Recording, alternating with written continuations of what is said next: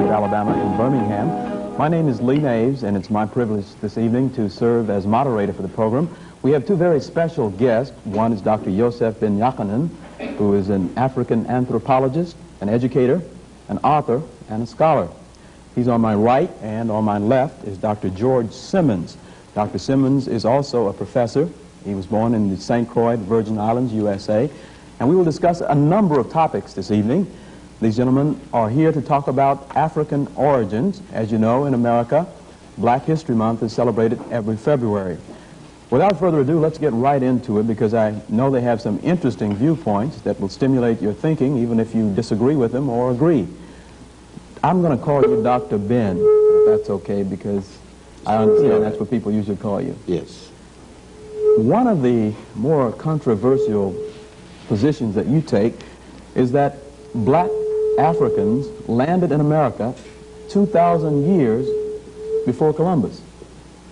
I would not specify the day, but probably exceeding 2,000 years. The fact is that Columbus never came to the United States of America or North and South America. He came as close as San Salvador. There's a rumor that says that Columbus came to America. He did not come to America. He came to an island of America. Vespucci came to America, not Columbus. He came to the Caribbeans. But it is commonly stated, just as much as they state, that Columbus discovered America while the Indians sat down watching him doing it. Now, but the knowledge of Africans in the Americas, quite knowledgeable to scholars. The fact that it's suppressed doesn't have any validity at all. Let me bounce a couple of things off of you. One thing, this article that I'm going to be referring to our home audience and to our studio audience, this article came out in the September 1981 issue of Science Digest, and it's entitled Black Kings in Ancient America. You and some other black scholars believe that these people, African people, came to this continent before Columbus. We don't believe, we know. How do you know? What evidence? The evidence is there. For example, when you go to Central America, the Yucatan Peninsula, and at Ecuador and places like that, they have caches of Carthaginian money found 200 feet down in the ground, meaning that there were pluvial disruptions, and those money was buried. So it indicates a period of time, at least from that, when you look at the stratas, you could tell the period of time in which they've been here. And when you're talking about Carthage, you're talking about at least 212 BC, when Carthage was finally destroyed by the Romans. Again, the Queen Makeda, which you call the Queen of Sheba, there are maps which Rome, the church in Rome, the so-called Holy Father, has suppressed these maps from the time of Justinian, showing South America and what is today called Central America. The maps there, and Makeda goes back to at least 892 BC.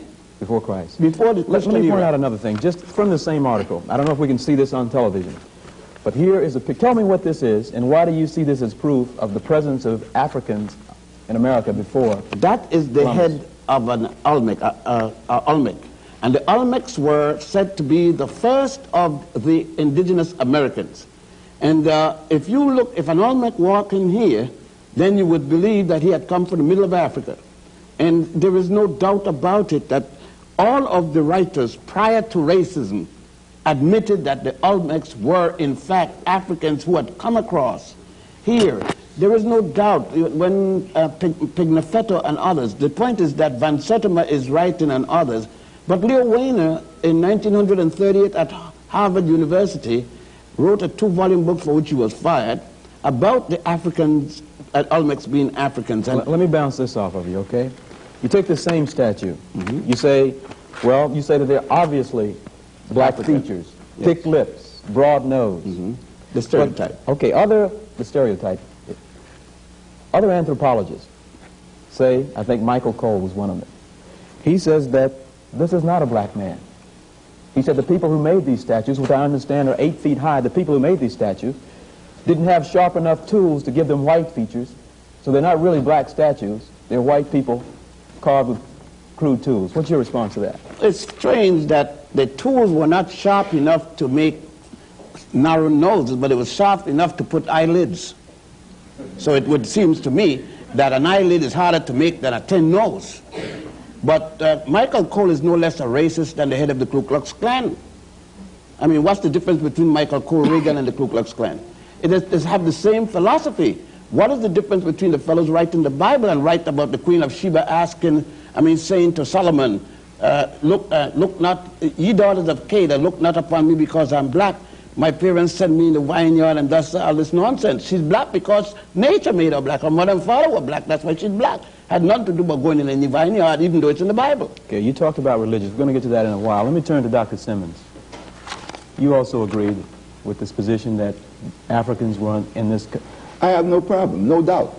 Why? As a matter of fact, speaking about, like Dr. Ben mentioned, and you spoke about Michael Deco, I own a book several years ago and still have it in my possession by Michael Deco himself, who is considered one of America's leading archaeologists and anthropologists from Yale, one of America's most prestigious schools. In his own work, he referred to them as Negroid. And he went further to state the title of the book is America's First Civilization, what you call civilization. And to turn around and to tell these youngsters and other people in America in particular that the black men were the first to build any type of civilization in the Americas will be disturbing to Americans. And so... Let me ask you this. Yes. Even if you're right, let's say you're right, what difference does it make?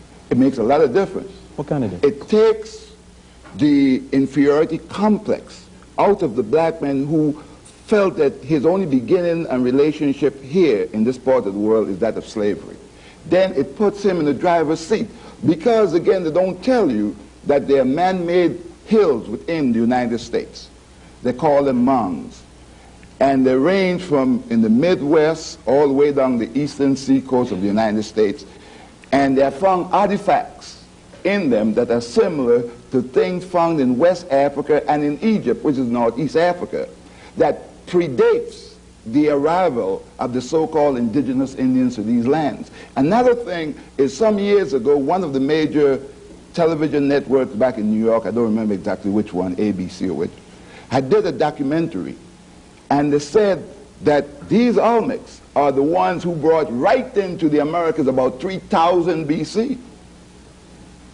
To tell blacks that they ought to be glad to enter into these schools of higher learning today in order to read and write, because their ancestors back in Africa couldn't read and write. You see what it will do to tell them that they brought right into the Americas? Antonio Pigafetta, that Dr. Ben mentioned, who sailed with Magellan when Magellan came to the so-called New World in 1519, when they landed at the land of Verzin, which we now call Brazil, they were met by people in canoes that carried as many as 40 people. And Antonio Pigafetta recorded that these people were jet black. It seemed that they came out of the infernal marshes. That meant that they were burned. He said, naked and black as they are in 1519, 27 years after Columbus's arrival to the so-called New World. Another thing they don't tell you, again, you heard my associate... Well, why haven't we heard these things before? Why don't we read them in the New York Times, the Birmingham News? If I stole another man's country, and I brought your ancestors here to work for me, could I tell you how great your ancestors were and still expect to keep you in slavery? Well, let me give you a better, not better necessarily, but an added situation of that. Most black people in Birmingham, Alabama, like in Harlem, New York, are Christians, and they go to in a black community, a black minister, a black congregation, but with a white Jesus, because they didn't know that that Jesus, up until Pope Julius II, had the first black Jesus painted. He had Michelangelo to do it, but up until that time, the world worshipped the black Madonna and Child. The present Pope is going back to Poland to worship at the statue of the black Madonna and Child. That's in the New York Times. But what the Times says the next day, don't worry about the black Madonna and the Child. She was originally white, but there was a storm in the 16th century, passed by and turned it black. But the same storm must have gone to Spain, and then it went to Ethiopia, and it went to the Soviet Union, and turned all the black Madonnas back. It was a hell of a storm. Well, okay, let's get together here. I mean, we're jumping around, and I think we're going to have a beautiful, interesting hour, okay? Because this subject, I was going to get to this later, but since you opened it, let's deal with it, okay? You're in the Bible Belt, gentlemen. I heard so. You heard so. And I must tell our audience we had dinner together earlier, and we got into this a little bit. So you're going to hear some interesting things. Because you guys are taking issue with a lot of what we grew up with in the Bible as fact. And you tell me that's not so. You got to picture that. I brought it right here. What is it? Before I show you the picture you wanted to see. This is Pope Pius XII. In his private chapel, praying to the Black Madonna and Child, and all the popes of Rome, in their private, this from the church. The Roman Catholic Church itself. I just got rid of the copy of the history of the Black Madonna last night. I brought one copy. It's published by the Roman Catholic order of nuns called the Daughters of St. Paul. And they said that the picture of the Black Madonna and Child in Poland is reputed to have been painted by St. Luke. Now, St. Luke is said to have been one of Jesus' disciples. He ought to know what Jesus had looked like. So if he painted a black woman and child, who am I to say that he wasn't? Besides that, however, in Anacalypsis... So now you guys are saying Jesus was black? We're not saying it. It's what has been written up until the Nicene Conference of Bishops in 325, when Rome, under the order of Constantine, the Roman emperor, ordered the 219 bishop at Nicaea, and they took away Christianity from the Africans. Just remember that before they said Jesus was born in a manger in Bethlehem, they said he was born in a cave in Ethiopia. It was at the Nicene Conference they changed that. Let's go further. Wait a minute, let me be sure I'm following you now. You're saying that the birth of Christ as we know it is not accurate. It's a farce. It was only... You realize what you're saying? A farce, a lie. You know what a lie is? A lie is a lie. The person who wrote that at the Nicene Conference of Bishops in 325 AD, Constantine, the Roman emperor, ordered a conference be held because Rome wanted to take over Christianity from the people who started it. Christianity was started with Pontius and Boetius in a place called Alexandria in Egypt. And Egypt is in Africa. I saw it up to January the 9th, it was there. You talked about that a little bit last night in your lecture. There was a lecture last night, Dr. Simmons, here on campus. You talked about the separation of people don't want us to see Egypt as part of Africa. You talked about the historical thing about blacks being in Egypt as well. Yes, what I did last night... I don't want to get away from the other point. I just saying that what happened is that I dealt last night with the fact that Herodotus, the institutions of higher learning, white institutions, considered the father of history. He himself, when he visited Egypt around 450 BC, almost half a thousand years before Christ, said that the Ethiopians, the Egyptians, the people of cultures, which is part of present-day Turkey, were people of black skin and woolly hair. All right? And so I just want you to understand that the Egyptians we now see are conquerors, just like people who came here and took this land from the Indians, so that they're not indigenous to Africa, those who now rule Egypt. And Egypt is just as much a part of Africa as Birmingham or Alabama is part of the so-called United States. Let me just be clear on this. So what you're saying to me now is that the people that we see, Sadat and all those guys, are not true Egyptians? But no. The fact that Sadat's mother was a Sudanese, Nasser's mother was a Sudanese, but their fathers were Arab conquerors. The one that was the African was Mohammed Naguib, the first president of Egypt, the one that overthrew Farouk. But 1 year after that, since he was looking for a hookup with the other Nile Valley countries as it used to be in antiquity, he was removed by the Arab conquerors. The Arabs didn't come to Egypt until 640. The first non-African people came to Egypt, otherwise called the Hyksos, in 1675 BC. The Africans there were already in the 13th dynasty period. They had built every pyramid you saw there before. They had done the S-turn in the Nile. They built every one of the major temples that had already been built, including the Grand Lodge of Luxor. The first European to come there did not arrive until the Greeks arrived with Alexander II, the son of Philip of Macedonia. Look, I'm a college graduate. I never heard all this stuff before. Because they didn't intend to teach you that. They can't tell you that you're inferior and teach you that you taught Europe. The first Europeans to be civilized by the Africans were the Greeks. When you heard of Homer, the first European to have written anything, you couldn't miss that. They said that Homer wrote the Iliad and the Odyssey. And that was not until 833 BC.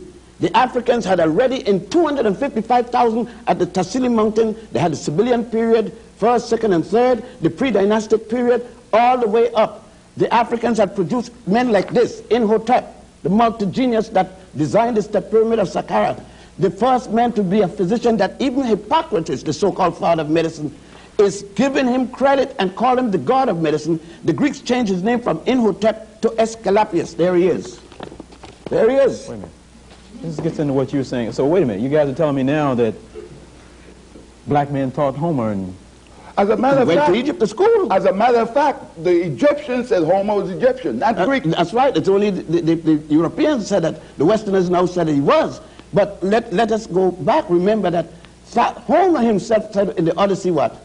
That the gods Zeus and Apollo, Europe's first gods, came from Ethiopia. Go read it. And I didn't write it. He wrote it. Thales, from Thales down to Socrates.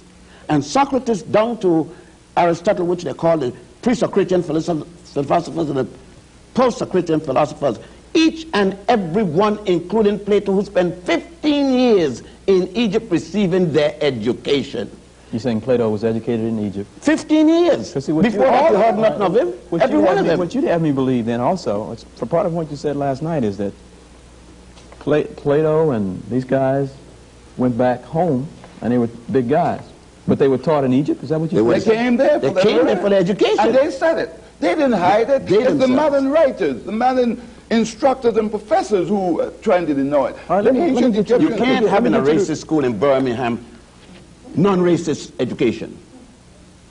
Let me get to something you said last night that's not going to make you very popular in this town and may not allow you to get safely out of town. You told an audience last night that you saw, I think, in a tomb in Egypt. Yeah. You saw it with your own two eyes, right? Yes. You told me that Moses, there were more than 10 commandments. Moses just took 42. The negative confessions. Moses isn't supposed to have been born until 1349 BC. The Africans were already in the 18th dynastic period. Akhenaten, who died before Moses was born, and Imhotep, who died more than 2,000 years before the birth of Moses, and others at the Grand Lodge of Mem had 42 laws called now the negative confession, one for each nome. They go like this: I have not killed man nor woman. I have not spoken ill of the gods. Moses is supposed to be born in Egypt, they said, at a place called Sukkot.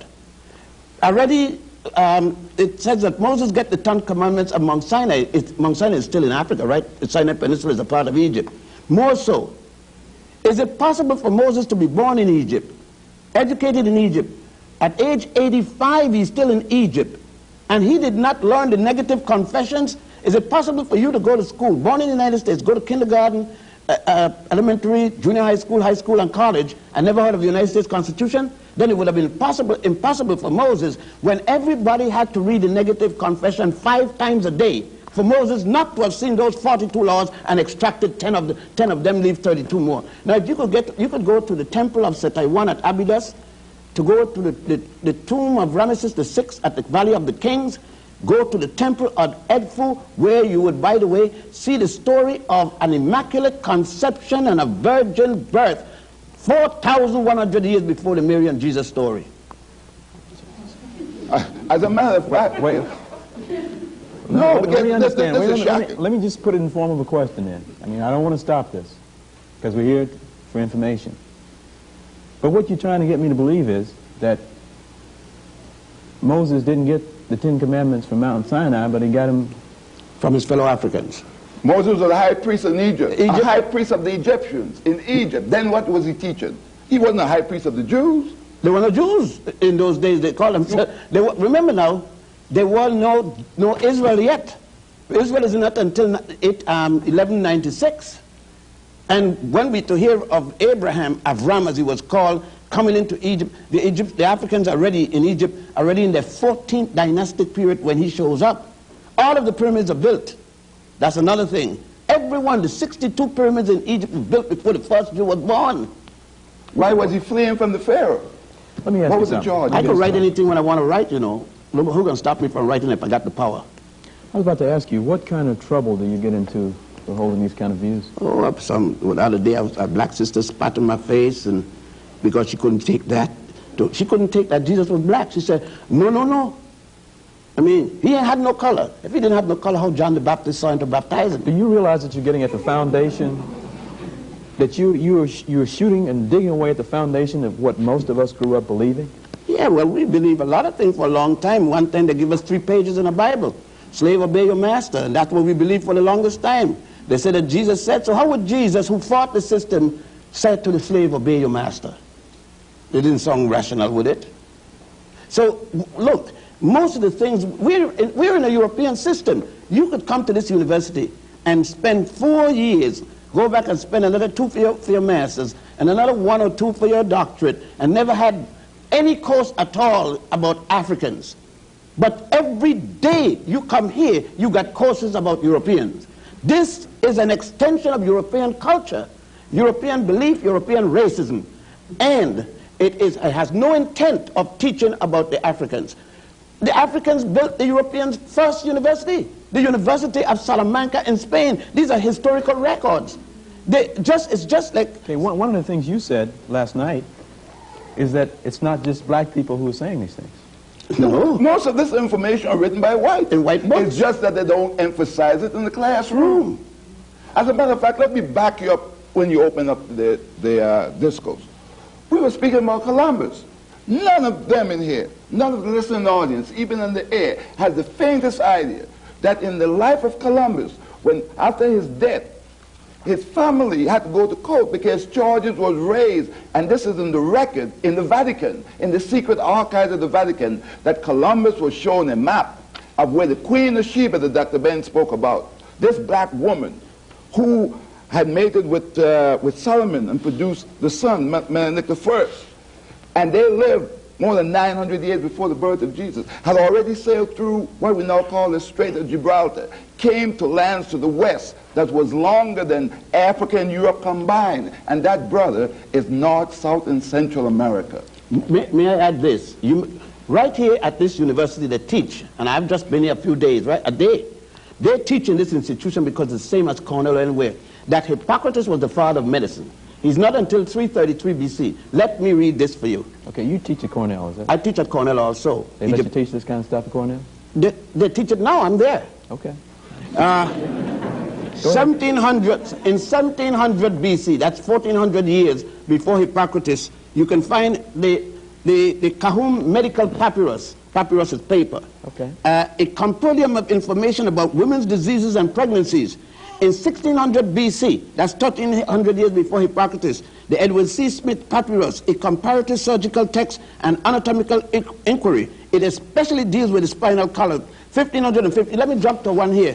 The Ebers Papyrus. There is the whole book on it. A medical paper by Queen Hatshepsut, the first known queen in history, an Egyptian queen. A papyrus designed to show women how to develop a method to stop pregnancy, to insert into the vagina, made of the shrub of acacia and honey, which break down into lactic acid. Not only that, Monsanto, DuPont. So we're talking about birth control. Birth control in 1550 BC by the Africans. It's a long time before the pill. A few days before the pill. But keep in mind, however, keep in mind that Europe is not yet in history. European history. The Greeks ain't arrived yet. Just, all I ask one at a time. All right. Okay. Go ahead. Their civilization began. Homer have not written his Iliad and Odyssey. And the hero. Okay, all the stuff that you're saying we can find this. I ain't nothing say if it's not here, it's either in Doc's library or mine back in New York. Nothing we take for granted. What the books that we brought down. And you saying they're not all written by black men? No. Anacalypsis is written, look now. Okay. Anacalypsis is a 2-volume work by Sir Godfrey Higgins, written in 1838 in England and published by Watson Company. The Golden Bow is a 13-volume book by Sir James Fraser, published simultaneously in the United States and England, and it was published in 1938. Bible Myths and the Parallels in Other Religions, written by Thomas W. Dones, and is published in 1887 by Watson Company, London, England. The Ruins of Empire by Concierge Volney is published, there it is. It's published in 1792 by simultaneously in England and France, done by a man who was with Napoleon Bonaparte. Let me just say this about that. If we just give you the benefit of doubt and consider what you're saying to be true, I mean, you are chipping away at everything we've ever been taught, most of what we believe. But you were taught it as slaves. Nobody. Slave in 3 pieces? Yes. We are no longer physical slaves, but we are mental slaves. And this is the worst form of slavery.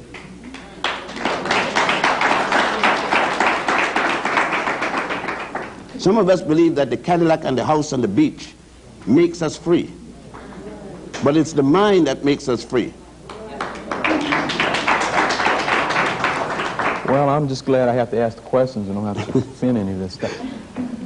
Go into something else for a minute. Tell us about some of those pictures, because I want to get as much into this hour as Well, we can. this picture that you are looking at right here is the picture of Pope St. Peter, the first Pope of Roman Catholicism, as the church admits. But this the man church has a black said that face. Black face, black everything. If you strip him, it's black all the way down except his fingernails and all those things like that. Well, how do I know you just didn't get a picture and paint a black face on it? No, that is the statue in Rome. That you're looking at now. Right now at the Basilica. Take a jet. Can't afford it? Take the fastest means and go to Rome and You'll come see him back right and there. then tell us if it's not. That same picture, I used to teach at Roman You say, Catholic wait a minute, colleges. this is there now? Yes, now. With And the black every pope Has kisses to kiss his feet. Yeah, every pope kisses his toe. They said his toes are worn by the thousand kisses placed there. If the book that I got it from was not that heavy, I'll bring it, let you see the Pope kissing, Pope John the 23rd And kissing. who is this black guy? Saint Peter.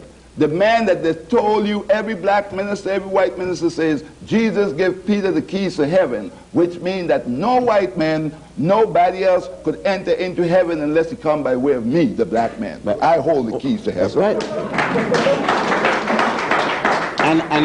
And there's no reason why Peter should not open for me. He suffered too then. What else you got there? Well, what I have here is some black saints. St. Augustine, some of you say that St. Augustine, St. John Chrysostom, St. Athanasius, and St. Ambrose. Black saints of the church. You have to remember that Christianity is called in Europe, and by Europeans, as the new religion. Right. It was alien to Europe. Emperor Constantine is the one who decided to take it. He said, I need a religion to unify my empire. With this religion, I could then conquer the world. And he himself was never a Christian until on his dying bed in the year 337 when he became converted to Christianity. But he took it to unify his empire. But isn't it Augustine, in his unchristian doctrines, he wrote 48 different works. The three most noted in the West is his Confessions, which he specified who he was, and then the Holy City of God, and the last was on Christian doctrines, the fundamental principle for modern Christianity. 3 black women, Felicita, Perpetua, and Nymphana, were the first to die for Jesus Christ. Next, and they were from what is today called... How do you know this? It's in the documents of the church. And it's in the writing of the church. And was it not Pope Melchizedek, the 3 African popes of the Roman Catholic Church, Melchizedek, Victor III, and the other one? Galatius. Pope Galatius. Galatius. We have them there. Now, these are church documents. But remember, when there came a time in 1506, after we lost power in Spain, the Africans ruled Spain from 711. We were calling ourselves Moors, M-A-U-E-R-S, then M-O-O-R-S. From 711 until 1485, 774 years, when we built and brought into Europe the university system, building the University of Salamanca, S-A-L-A-M-A-N-C-A, in Spain, a copy of the University of Genève from ancient Ghana, which was equally a copy of the University of Sankore in Tombouctou, which the French later called Timbuktu. Now, look, if you want to read it, read Stanley Lane Poole's The Moors in Spain, written in 1887, or Alejandro Macaziza. Read his book in Spanish, The Moors in Spain, and said that even the bath was introduced by those Africans. You said the bra was introduced by... The bath was reintroduced because Rome had a bath before, but they stopped because of not understanding the Christian doctrine that the Europeans had embraced. They stopped for over 1,000 years from taking baths. As a matter of fact, Doc like to make mockery of the fact that the Queen Victoria of England boasting of herself being the cleanest woman in all of Europe, taking 1 bath per month. I have books show you where people were made saints for boasting and never even washed their hands. Saints of the church. Did you have a copy with dirt with you? No, I didn't bring too many. Okay, let me, because you guys are bombarding us with so much. Just tell us a little bit about who you are and what you do on a day-to-day basis, Doctor. Well, my name is Yosef Ben Jochannan. I teach at Cornell University History and Egyptology. I'm an author, former member of the United Nations, graduate with a PhD from Cambridge University in England, a PhD from the University of Barcelona in Spain. That should help. I originally was a civil engineer who turned to anthropology and history with a law degree and practiced law. Now, well, you know, black people had to know a little bit more to get a job. And I was born in Ethiopia and came to the Caribbean as a young fellow at age 6. My mother's a Puerto Rican, and we lived and grew up in Puerto Rico and the Virgin Islands. My father was a barrister. And I, as I said, worked with the United Nations, and then finally started teaching at Columbia University and other places. Got fired a number of times, of course. I would imagine so. So yes, with this kind of thing, they don't want, with the documents in my hand. When I exposed that Planned Parenthood was nothing new, that it was done in Africa as early as 1550, I was fired on the spot by Professor Ralph Linton. But about 10 years later, the American Medical Association published the Ebers Papyrus, the same thing I got fired for. Okay, I want to get back to something in one of your books in a minute, but just tell us, our audience at home and studio audience, a little bit about yourself, Dr. Smith. Oh, I'm not as fortunate as Dr. Ben. Dr. Ben is the intellectual, so I like to be the other extreme. I like to say that my college is that of hard knocks, and I use myself as the example as to how high a black man could come from mother wit. Mother wit in the sense that it is said that blacks are not intelligent. And so that what we do is complement each other. He being the extreme with all the degrees, and I will remain the little fellow in the street. However, the little fellow in the street have taught at some of your best colleges and taught the professors so that they could teach you. I've taught at Marist College. I've lectured for Yale. I have lectured in most of your best institutions. I just went to do a week seminar out in the state of Washington to educate some professors how to teach in teaching and teaching logic.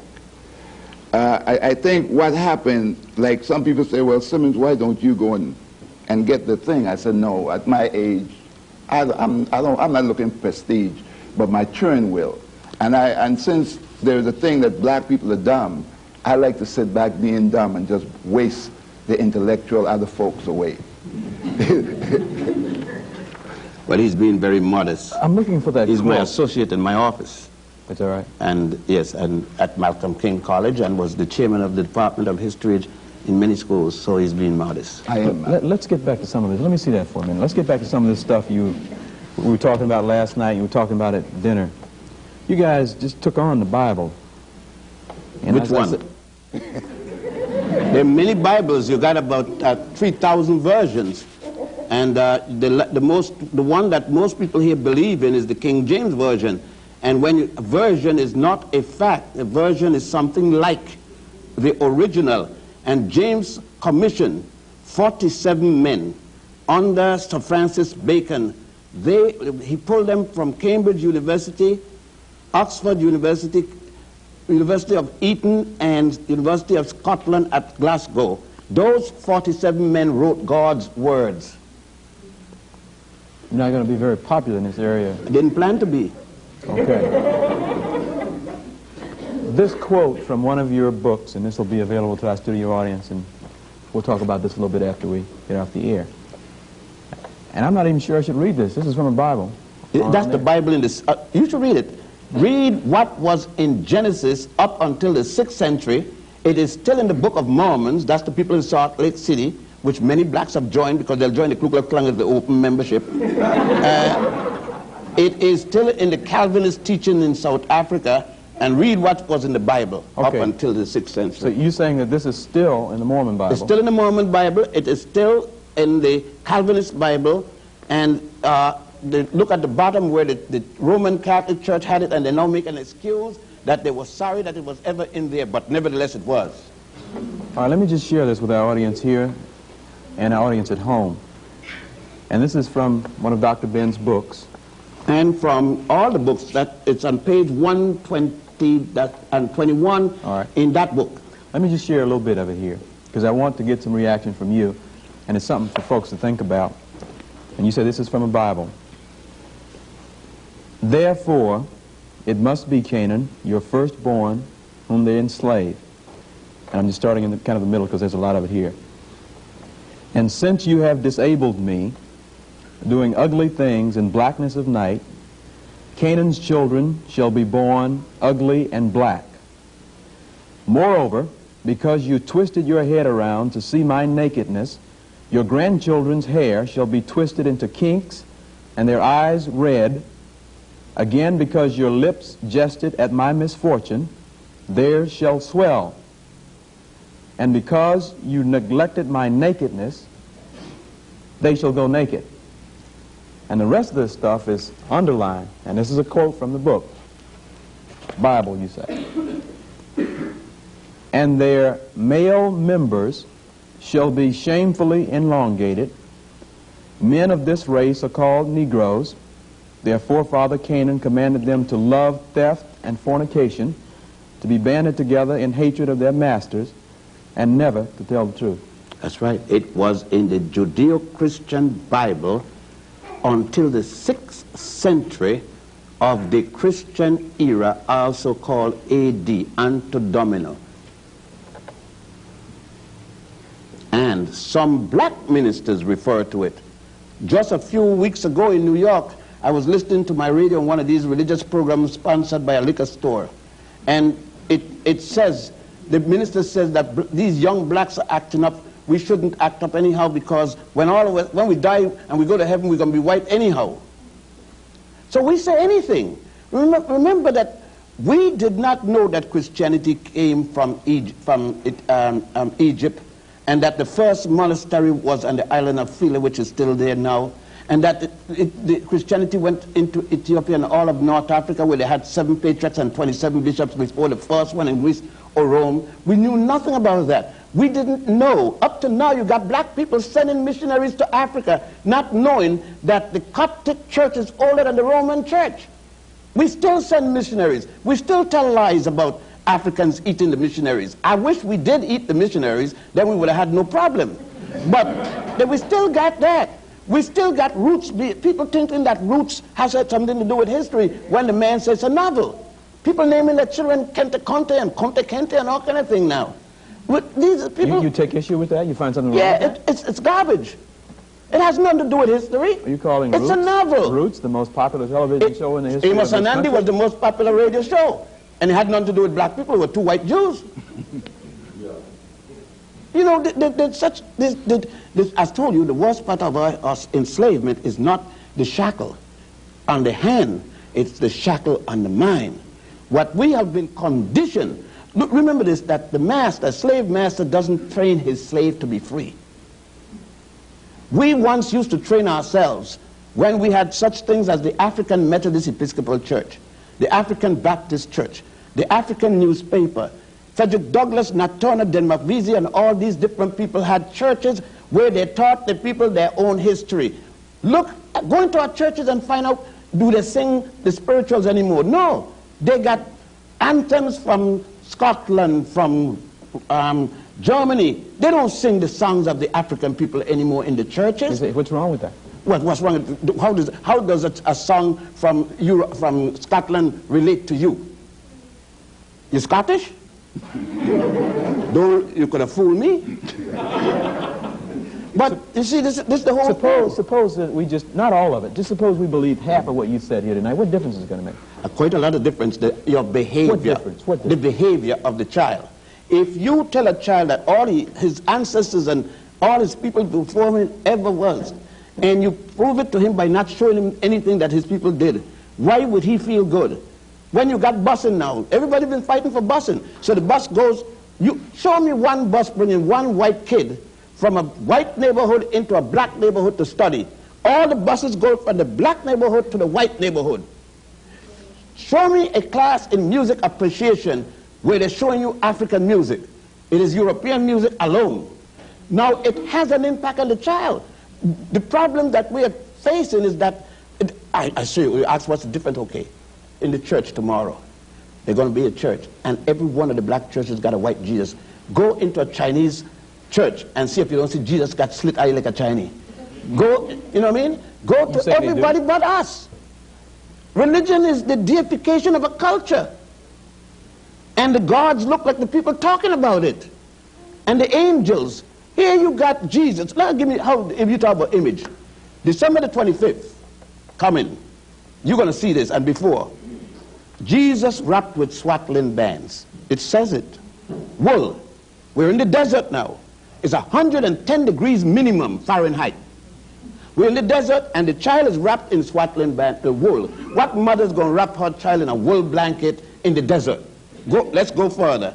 And on the roof of the manger, there is snow. If you give your daughter an icicle and then tell her, take it back and put it in the oven with 110 degrees Fahrenheit and go back to expect to find an icicle, you're going to find running hot water. But that image is in our head. This is a European version that was painted by Michelangelo for Pope Julius II in 1509 in the Sistine Chapel. He finished in 1511. An image, one picture that says worth 1,000 words. Now you have three wise men in the middle of the desert. One is from Africa. One is black, they said. I mean, how this possible? Moses born in Egypt, and they show him in the book. He was born in Africa. Another one. The angel of the Lord, wait now. The angel of the Lord come to Mary and said to Mary, carry the little boy and hide him among his cousin in Egypt, because Herod wants to kill him, right? She comes and takes this child to Africa. Egypt is in Africa. Hid him among his cousin. He's blonde, he's blue-eyed, and he got golden hair. And he's hidden among a bunch of black kids. The army came, the navy came, everybody searched every house and can't find that boy.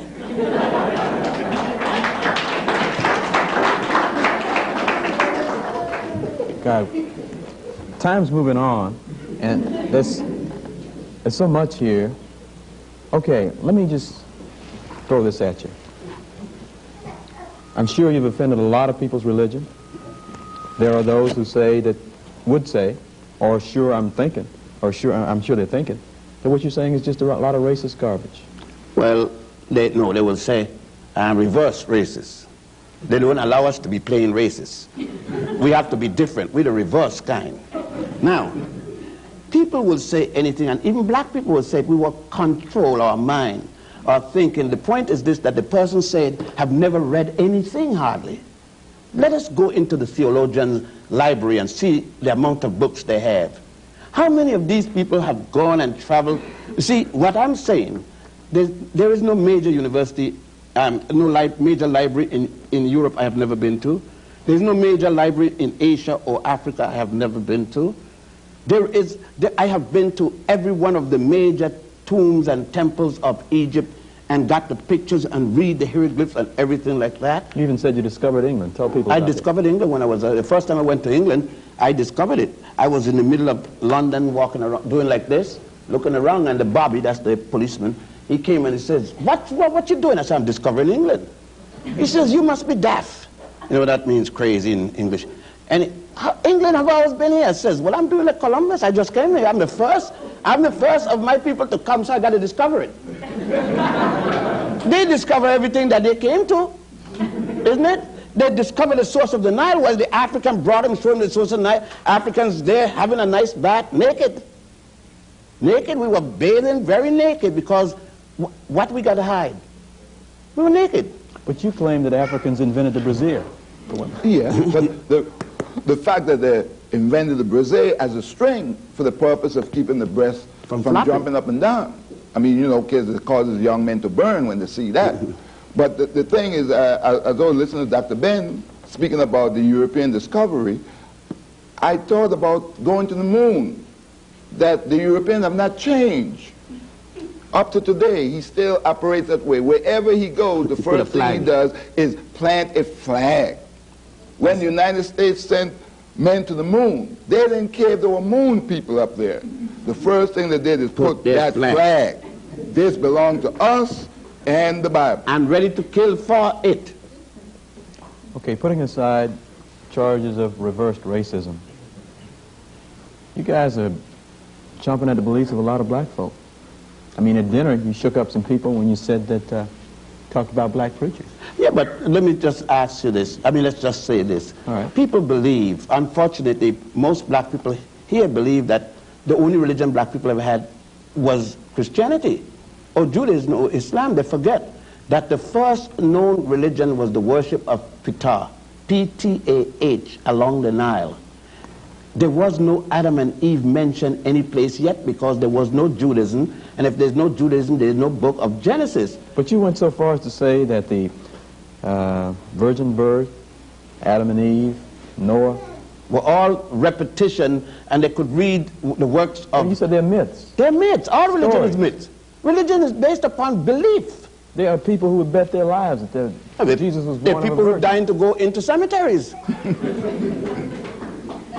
But that doesn't make things stop. The way we were taught as if there was no other religion but Judaism, Christianity, or Islam. There were religions, and our religion way older than Judaism and Christianity and Islam. Let me jump that to this, the Africans did. The religion of the worship of Olodumare, for example, among the Yoruba, is more than 2,000 years older than Christianity. All right, let me get to this because I see time is creeping up on us. We were sitting around the dinner table, some students and people, and a question came to you both. The way you sound, you guys may not believe in God or something. I am married to an ex-nun, an ex-Roman Catholic nun. I drive her to 35 years we've been married a few days ago, and I drive her to church on occasion. I'll go in and listen. I'll go to the mosque. I'll go to the Buddhist temple. I go to anybody's religion because religion is a belief. Nobody has it. Now, you ask if I believe in God, you must first explain, because I met the guy that robbed my house, believed in God. He had a big cross on his chest when they caught him and down at the precinct. He believed. That didn't stop him from robbing my house. Believing in God don't make you good or bad. The Ku Klux Klan believe in God. The one thing that they said that they have established a religion to protect the name of Jesus. And so read the whole philosophy. Most of the people here in the Bible Belt will cut your throat for being black. Did the Bible stop them from being racist? No. That don't mean a thing because you believe. You believe and your behavior are two different things. And people ask, you believe in God, you don't believe in God. So what that mean? It doesn't mean I won't cut your throat. Okay, but you said earlier that if we stop paying black preachers tomorrow morning, the church will close.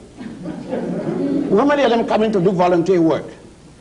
It's a business. There's a salary people get out of it, whether it's Christianity, Judaism, Islam, Buddhism, or what. Christianity and religion as we know it is a business? Big business. Biggest business is bigger than IT&T. You get all kinds of tax breaks, and all kinds of privileges when you're the minister. His salary is paid. You think the Pope would be there if he didn't get a big salary? He'd get the biggest salary of all. Do you think, no, let's face it. How many ministers you know doing it for free?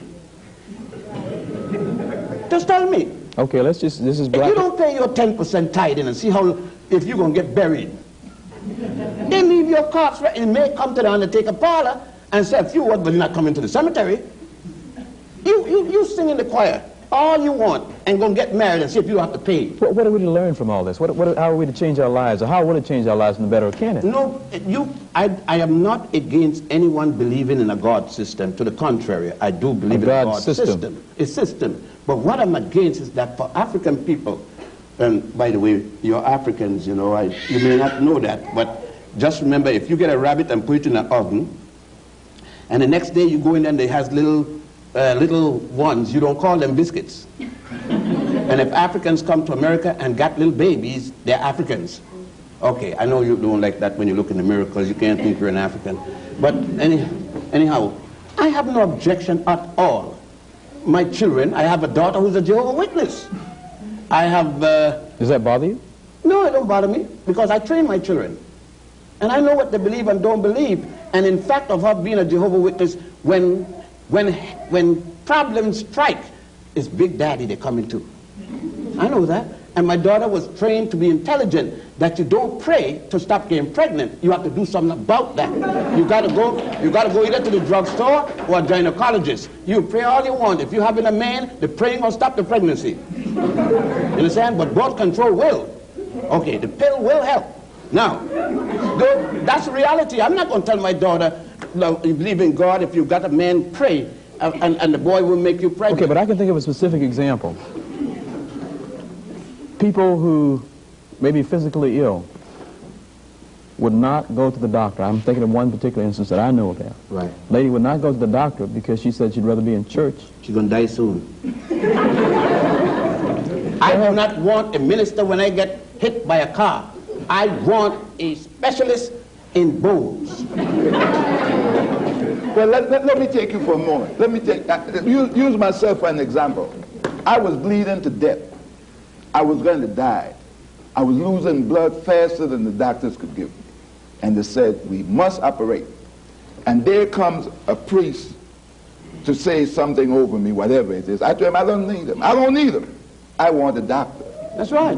That's intelligence. He's standing in the way of the doctors. They need to work in me. It doesn't mean that he doesn't believe in God. It means that he's intelligent. And this is because the priests want the same doctor. If the priest had an accident and the doctor comes up and another priest come up, and when he look and he has a ruptured aorta or something like that, you think he's going to tell the guy, pray man, I need that, and tell the doctor, go, he's going to tell the doctor, get me to the hospital. When you go to the hospital, how many priests, ministers you will see lying up there getting treated? Because they got sense. You know what I mean? You know, it isn't irreligious or godly for me to say, I fell down and broke my leg, and then say, Father, straighten it out. You know what the Bible said? I will help those who help themselves. Well, the Bible could be used for negative and positive. It's got all kind of negative and positive. The whole thing is your interpretation of it. You go to 15 Baptist church and you get 15 back. Why tell me now, if it's religion, that you got one block 200 feet long and got 6 Baptist church in there? The same Baptist denomination. Tell me why, if you're a Christian, why you need a Methodist, a Baptist, a Presbyterian, a Catholic, and it's the same Jesus. Why? Money. Big business. Everybody wants to run their thing. If I get 10% from you, 10% for the next guy, 10% of $70,000 a year is good loot. I mean, I could get a few Cadillacs behind that, and a nice home, and a nice wife with a mink coat, and you see some people taking the last dollar and giving to the church, and then come and ask me for my dollar. Let me just, because I've been informed that we have about, I guess, less than 5 minutes, maybe 3 minutes. We've covered a lot of subjects. We've had a lot of questions. And I guess in just maybe a minute summary, each of you, I mean, we hear about this stuff maybe once a month, Black History Month, and we go back for the other 11, living our lives, being bombarded with other kinds of information. What can we take from here, and what can we do with it, and how can it help us? I mean, that's a multifaceted question, but if you can, let me start with you, Doc. What I would say is that I would advise anyone to start reading and researching on their own, because I don't know of any school that educates. I've been trying to find a school that does. And all of them, as far as I find out, all they do is train people. to be a bunch of regurgitators. So I say to my students that you have to go out and take that training that you receive and then make it work for the benefit of yourself and your people, and then you show me that you are one who are now happen to be an educated individual. So you have to keep reading, and it will benefit you in the long run. Well, is there any value to what we've been doing here for the last hour? Yes, because now we have brought a tremendous amount of new information, hopefully, to light, and other people will start trying to check us out, and then they too will become enlightened. We hope that they do try to prove us wrong. But you probably also offended a lot of folks. Well, look, new knowledge does. If someone tells you that your girlfriend that you love so well is a prostitute, and you never seen her prostituting, it's shocking. And if you catch her, you really can't believe it. You might even kill the guy for telling you. So I'm not surprised if it hurt, because when you start to change or deal with people's belief pattern that they have held on so dearly to, and many have even offered to fight, give up their lives for their belief, only to find that the belief is untruth. Okay, we just have a minute left, and I know that's not a lot of time, but final statement on your part, Dr. Ben. God is truth, they said, and truth is a constant effort of research. There is no limit to truth, and one must look constantly to find truth. I've traveled this entire world. I didn't sit one spot and read one book.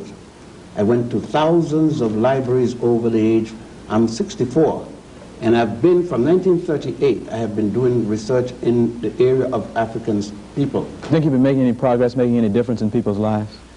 Progress is a relative thing. It all depends on what you're equating from what point to where. Okay, we only got 30 seconds left, so yes? No, we haven't made any progress if you look at percentage-wise. And the college campus we are now, professors, let's say, where we got 5 professors in 1,000 students. One time we had no professor in 100 students. It doesn't make any difference. The percentage is worse now. Okay, we're out of time, and we want to thank those of you at home and those of here in the studio. If you'll stick around, we'll talk a little bit more. But we hope you found something very interesting and stimulating, and I know you've got